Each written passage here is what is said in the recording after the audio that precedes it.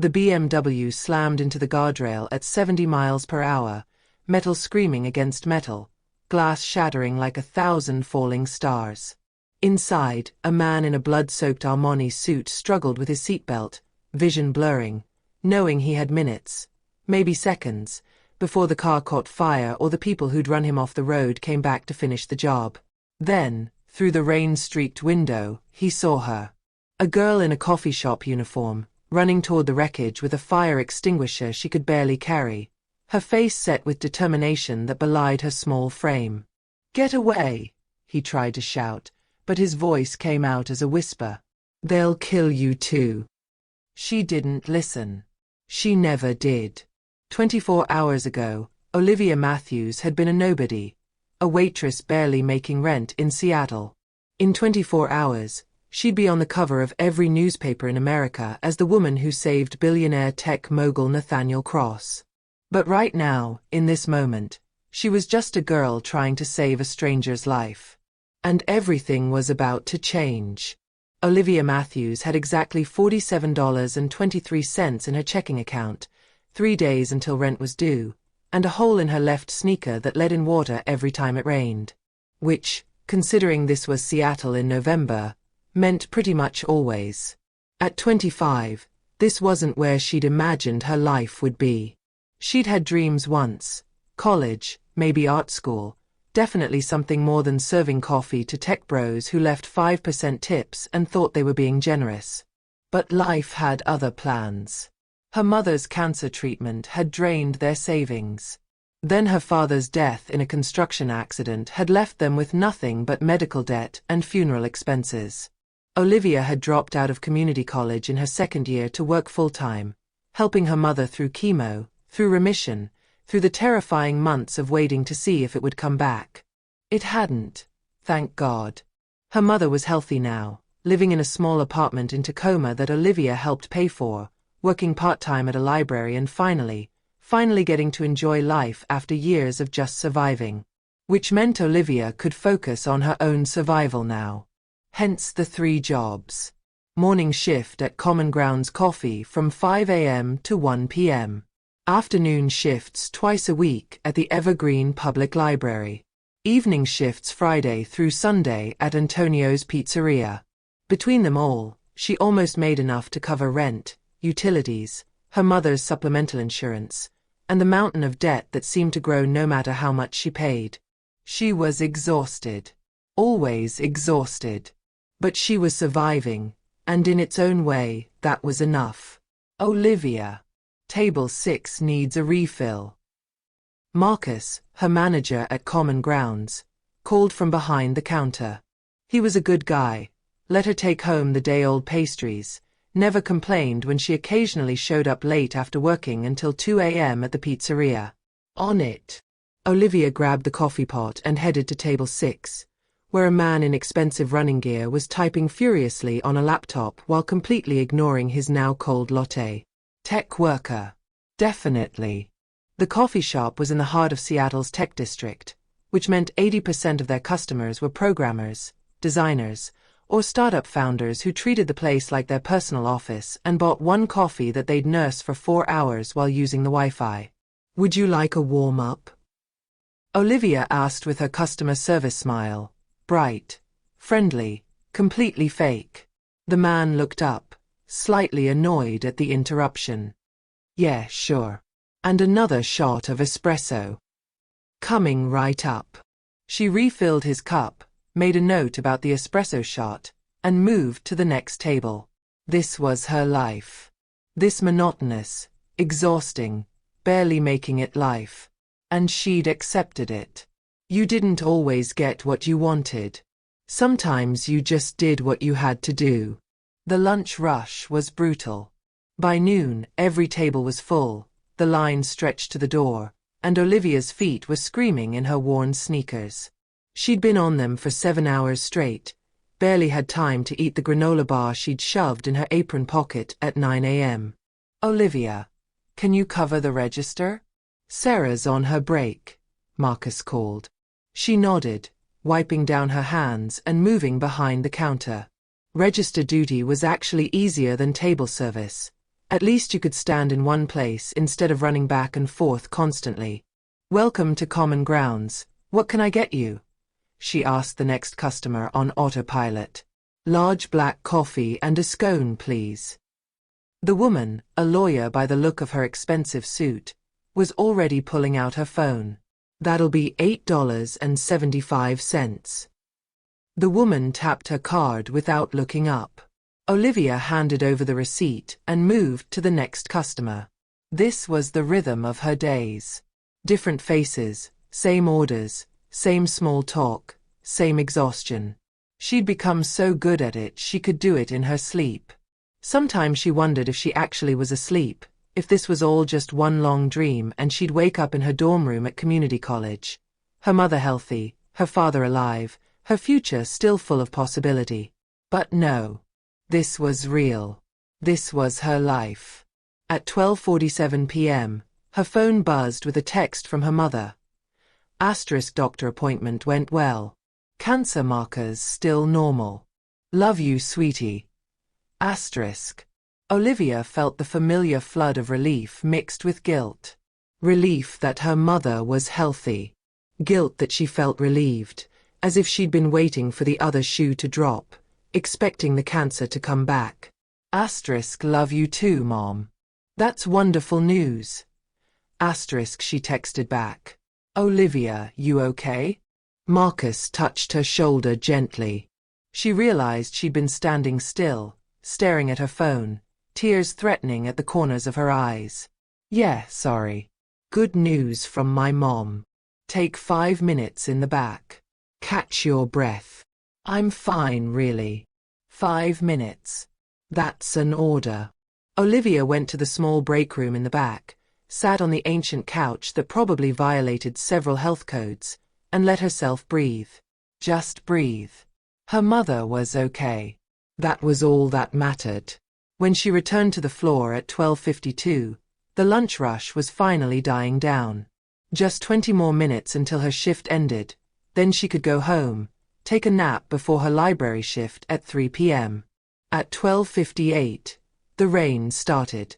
Not the gentle Seattle drizzle everyone joked about, but a torrential downpour that made the windows rattle and sent customers scurrying for cover. At 1 p.m. exactly, as Olivia was clocking out, she heard it. The screech of tires. The crunch of metal. The shattering of glass. And then screaming. Olivia ran to the window along with everyone else. Across the street, a black BMW had crashed into the highway guardrail, steam rising from its crumpled hood, the driver's side smashed against the metal barrier. "Oh my God," someone breathed. "Someone call 911. Another person shouted. Olivia was already moving. She didn't think. Thinking would have made her stop, made her consider the danger, made her be sensible. She just acted. She grabbed the fire extinguisher from the wall. Marcus kept them everywhere after that kitchen fire 3 years ago, and ran out into the rain. "Olivia, wait." Marcus called after her, but she was already across the street, her sneakers splashing through puddles, rain soaking through her uniform in seconds. The BMW's hood was smoking, flames starting to lick from underneath. The driver was slumped against the steering wheel, blood running down his face from a gash on his forehead. Olivia pulled at the door handle. Locked. Of course it was locked. "Hey, can you hear me?" She banged on the window. "You need to unlock the door." The man's head moved slightly. He was conscious. Barely. His hand fumbled toward the door lock. It clicked open. Olivia yanked the door open and was immediately hit with the smell of gasoline and blood. The man was in his 30s, wearing what had probably been an expensive suit before it got torn and bloodied in the crash. His seatbelt was jammed, holding him in place as flames began to grow under the hood.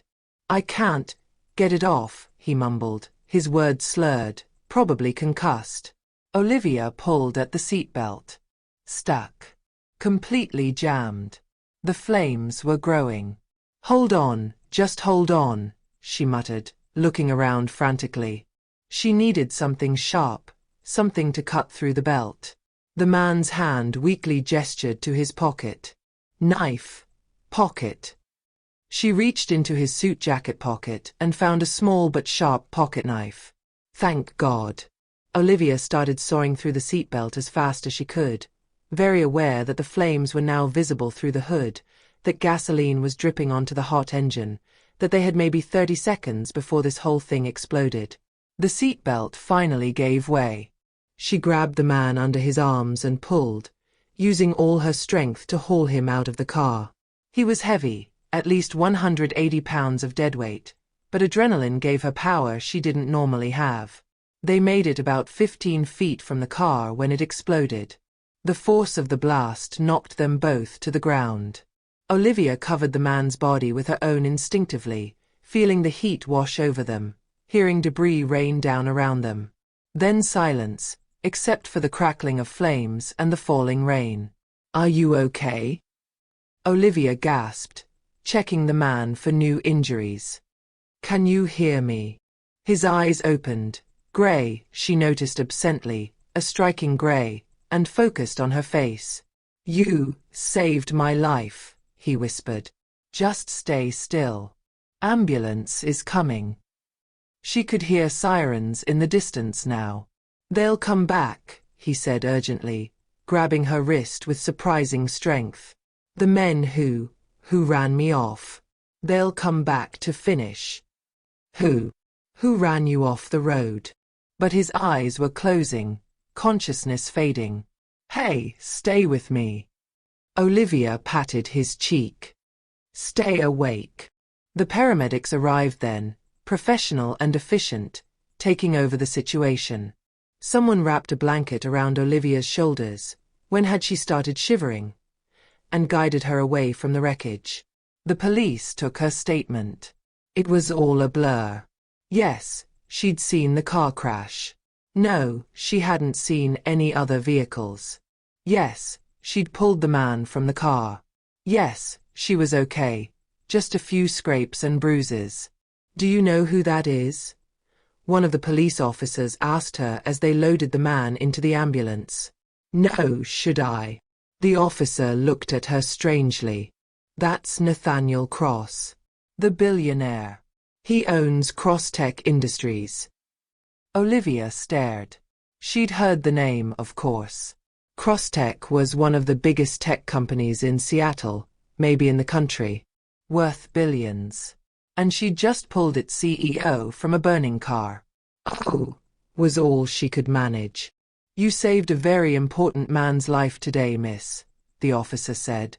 But Olivia wasn't thinking about importance, or billions, or fame. She was thinking about those grey eyes looking up at her, scared and vulnerable, just another human being who didn't want to die.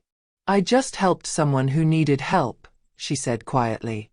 Marcus appeared at her side, wrapping an arm around her shoulders. "Come on, Liv. Let's get you inside and dried off." As they walked back to the coffee shop, Olivia glanced back at the ambulance pulling away, lights flashing, carrying Nathaniel Cross to the hospital.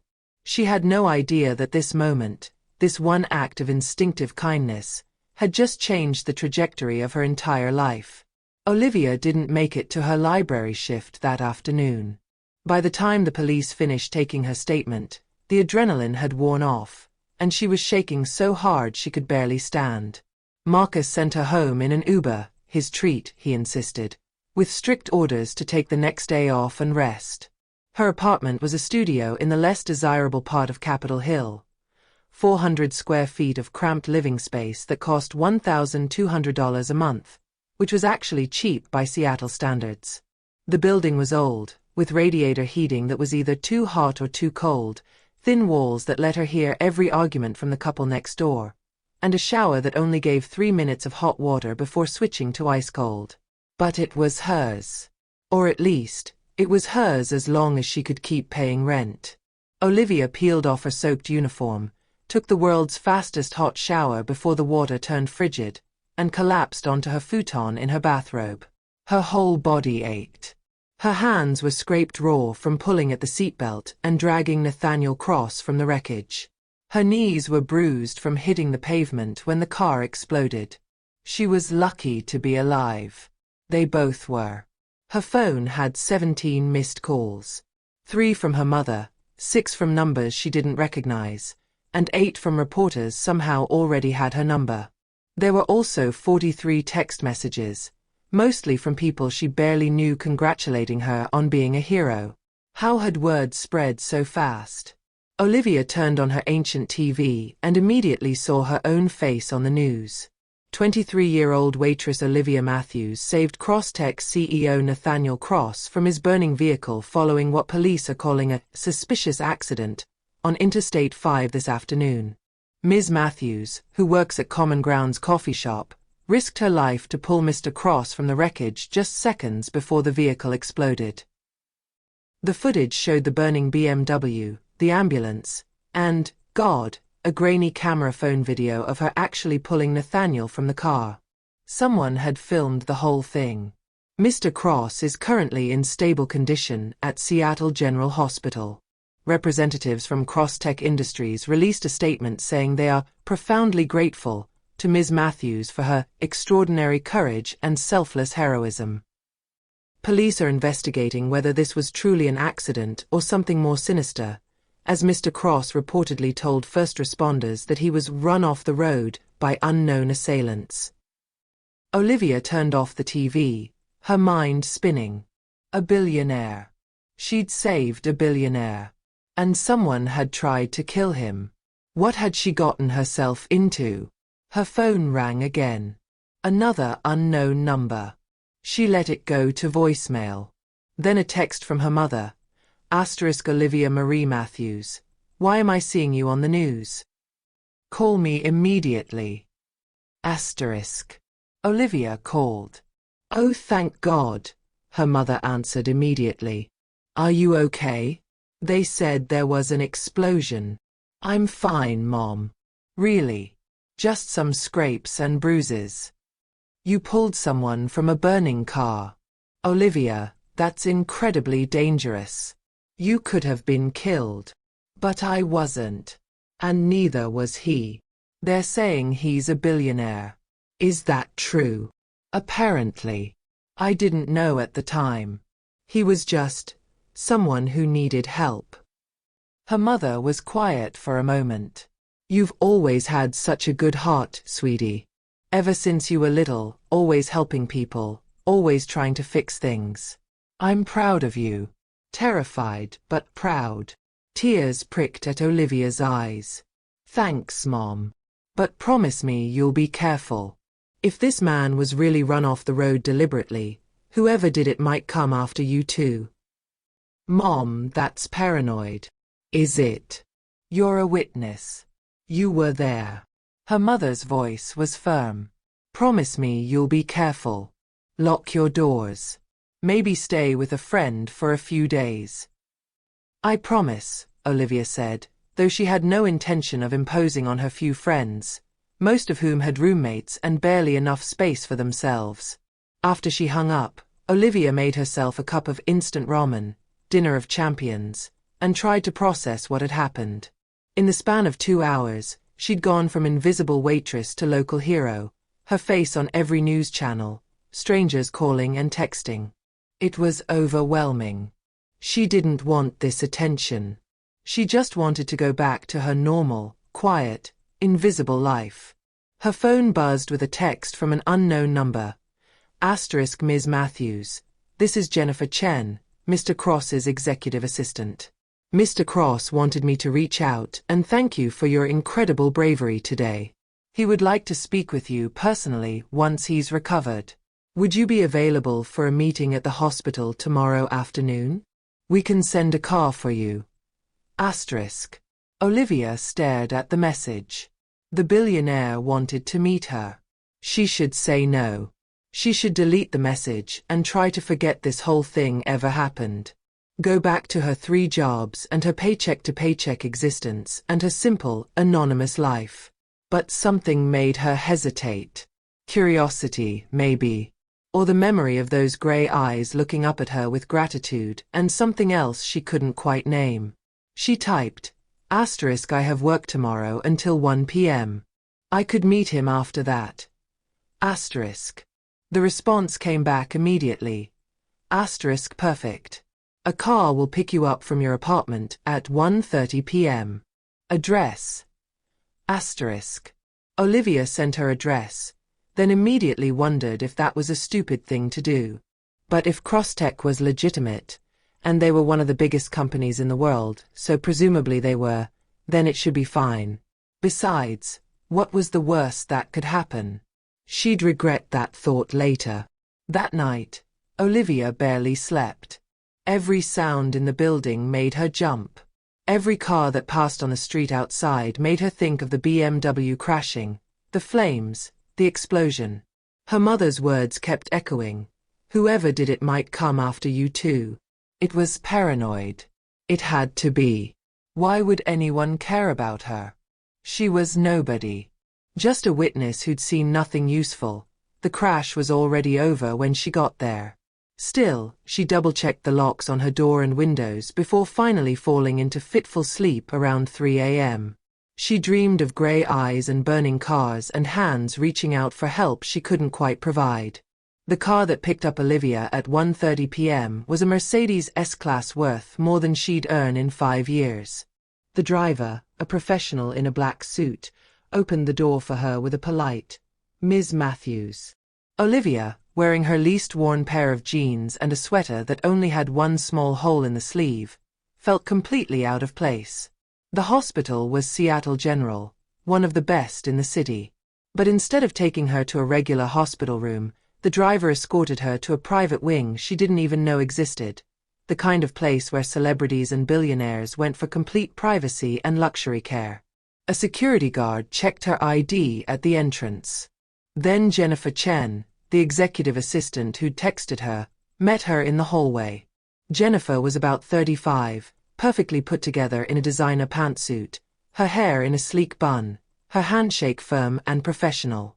"Ms. Matthews, thank you so much for coming. Mr. Cross has been eager to meet you properly." "How is he?" Olivia asked. "Recovering well. Concussion, 3 cracked ribs, various cuts and bruises. The doctors say he was incredibly lucky. If you hadn't pulled him out when you did." Jennifer's professional composure slipped for just a moment, genuine emotion showing through. "You saved his life. We're all very grateful." She led Olivia down a quiet hallway to a corner suite that looked more like a hotel room than a hospital. Large windows with a view of the city, comfortable furniture, flowers everywhere, probably from well-wishers and business associates. And in the hospital bed, looking far less bloody than yesterday but still battered, was Nathaniel Cross. In better circumstances, he'd probably be handsome. Even now, despite the bandage on his forehead, the bruises on his face, and the obvious exhaustion, there was something striking about him. Strong jawline, those unusual grey eyes, dark hair that was probably usually perfectly styled but was now disheveled. Probably in his early 30s. He'd been working on a laptop, even in a hospital bed, apparently, but looked up when they entered. His eyes met Olivia's, and something flickered in his expression. Recognition. Gratitude. Something else. "Ms. Matthews," he said, his voice rough but warm. "Please, come in." Jennifer quietly excused herself, closing the door behind her. Olivia stood awkwardly by the door, suddenly feeling very out of place in this world of private hospitals and billionaires. "You can sit," Nathaniel said, gesturing to the chair beside his bed. "I don't bite, despite what the business magazines say about me." That got a small smile from her. She sat. They looked at each other for a moment, neither quite sure how to start. Finally, Nathaniel said, "I'm told I owe you my life. Anyone would have done the same thing." "No, they wouldn't have." His voice was certain. "There were dozens of people in that coffee shop. You were the only one who ran toward a burning car instead of away from it. Someone needed help. And you didn't even know who I was." Olivia shook her head. "Not until after. To be honest, I still don't really know who you are beyond what I've seen on the news. Nathaniel looked almost relieved. That's refreshing. Usually people know too much about me before we even meet. Should I have Googled you? God, no. He ran a hand through his disheveled hair, wincing slightly at the movement. Enough people do that. It's nice to talk to someone who's meeting me as a person instead of a portfolio. So who are you, then? As a person, not a portfolio. It was a bold question, but Olivia figured if she'd literally saved his life, she'd earned the right to ask. Nathaniel seemed to think so too. He smiled, a real smile, not the polished one she'd seen in news photos. I'm someone who apparently has enemies willing to kill me. Someone who works too much and sleeps too little. Someone who built a company from nothing and woke up one day to realize I have more money than I could spend in 10 lifetimes but no idea what actually makes me happy. He paused. And someone who's very, very grateful to a brave coffee shop waitress who risked her life for a stranger. You said someone ran you off the road, Olivia said. Did you see who it was? Nathaniel's expression darkened. Black SUV, no plates. They'd been following me since I left my office. I tried to lose them, but... He gestured at himself in the hospital bed. I wasn't successful. Have you told the police? I have. They're investigating. And my head of security is conducting his own investigation. He looked at her seriously. Which brings me to something important. You were there, Olivia. May I call you Olivia? She nodded. You were there, and someone might have seen you helping me. Whoever wants me dead might worry about what you saw or heard. I've arranged for security to watch your apartment building. Just as a precaution. Olivia felt cold. You think I'm in danger? I hope not. But I'm not taking chances with your safety. Not after you saved my life. I don't need security. I can't afford security. It's not up for debate, and you're not paying for it. Nathaniel's tone was firm but not unkind. Consider it me being selfish. I couldn't live with myself if something happened to you because of me. Olivia wanted to argue, but something in his expression stopped her. This wasn't about money or control. He was genuinely worried about her. Okay, she said quietly. Good. Nathaniel relaxed slightly. Now, I also wanted to discuss how I can thank you properly.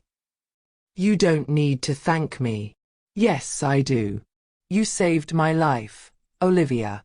Let me do something for you in return. Name it. Anything. I don't want anything. Everyone wants something.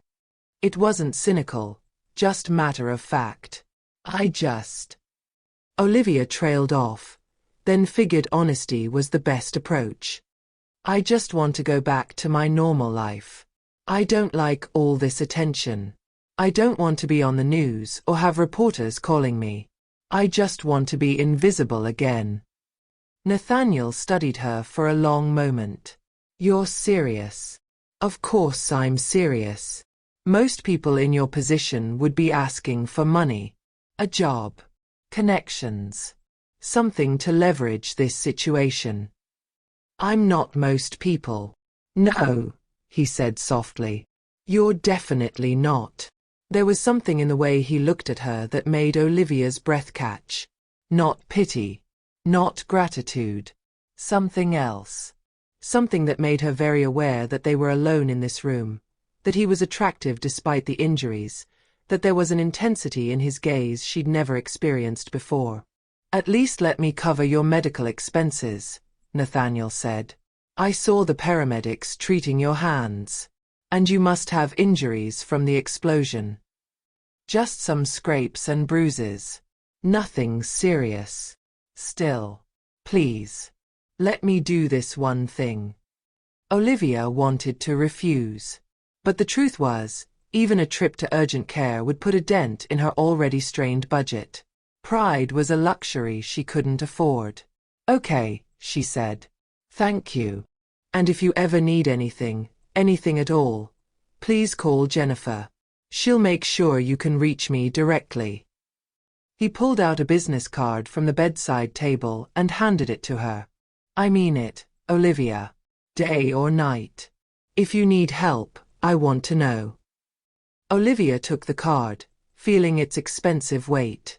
Nathaniel Cross, CEO Crosstech Industries, and a personal cell number written on the back in pen. "Why?" she asked. "Why do you care so much? You don't even know me. You risked your life for mine without hesitation, without knowing who I was or if there was anything in it for you. Do you know how rare that is? In my world, everyone wants something. Everyone has an angle. But you." He shook his head, seeming almost bewildered. "You just helped because it was the right thing to do. That's precious. And I don't want to forget it." Olivia didn't know what to say to that. The door opened, and a doctor entered with Jennifer behind him. "I'm sorry to interrupt, but Mr. Cross needs his rest." Olivia stood immediately. "Of course. I should go anyway. The car will take you wherever you need to go," Nathaniel said. "And Olivia?" She turned back at the door. "Thank you. For everything." She nodded, not trusting herself to speak, and left. In the car on the way back to her apartment, Olivia kept turning the business card over in her hands. A billionaire's personal phone number. The CEO of one of the biggest tech companies in the world telling her to call if she needed anything. It felt surreal. Like she'd stepped into someone else's life temporarily and would wake up soon back in her own reality. But when she got home and saw the discreet security car parked across the street from her building, she realized this was her reality now. For better or worse, her life had become entangled with Nathaniel Cross. And she had no idea where this would lead. Olivia tried to go back to normal. She really did.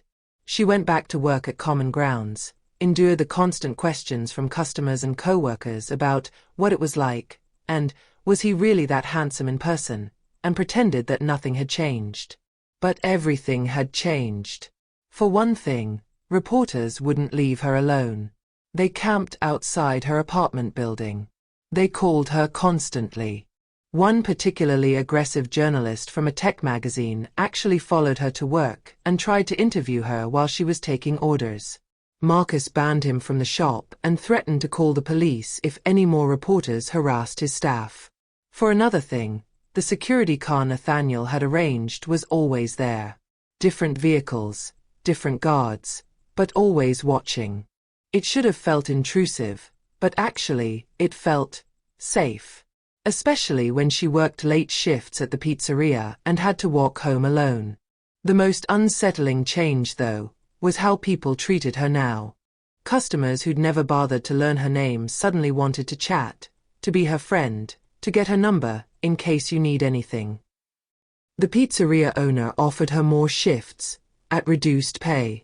2 of her co-workers asked for loans, assuming she'd gotten some huge reward from Nathaniel. She hadn't. Apart from paying her medical bills, which totaled $347 for urgent care treatment of her scraped hands and bruised knees, Nathaniel hadn't given her anything. And Olivia was fine with that. She didn't want money. She just wanted her quiet life back.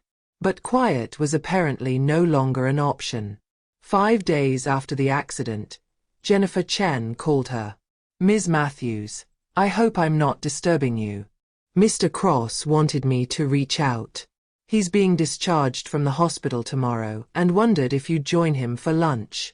To properly thank you, since your last meeting was cut short." Olivia was at work, taking her 15-minute break in the back room. "That's not necessary, really." He was quite insistent. "And honestly, between you and me, I think he'd enjoy the company. Since the accident, he's been